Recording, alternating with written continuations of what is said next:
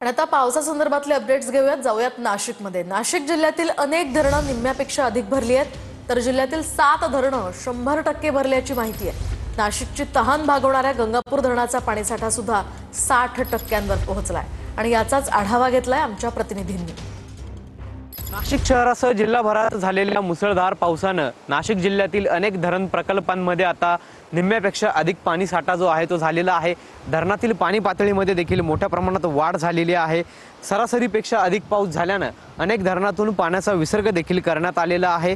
गंगापूर धरणातून जवळपास जायकवाडी धरणाला 18 TMC पाणी जे आहे ते गेल्याची आकडेवारी समोर आलेली आहे. गंगापूर धरणात सध्या 60%पेक्षा अधिक पाणी साठा आहे. तर जिल्ह्यातील अनेक जे बाम, बावली, आळंदी, वालदेवी, भोजापूर यासारखी जी अनेक धरण प्रकल्प आहे हे देखील 100% भरलेली आहेत. त्यामुळे अनेक धरणातून पाण्याचा विसर्ग देखील जो आहे तो सुरू करण्यात आलेला आहे. धरणाच्या पाणलोट क्षेत्रात सुरू असलेल्या संततधार पावसानं पाणी पातळीमध्ये वाढ झालेली आहे आणि त्यामुळे आता पाण्याचा देखील विसर्ग जो आहे तो गोदावरी नदी पात्रामध्ये करण्यात आला होता. कॅमेरा पर्सन आकाश अवलेसह पवन येवले, TV9 मराठी.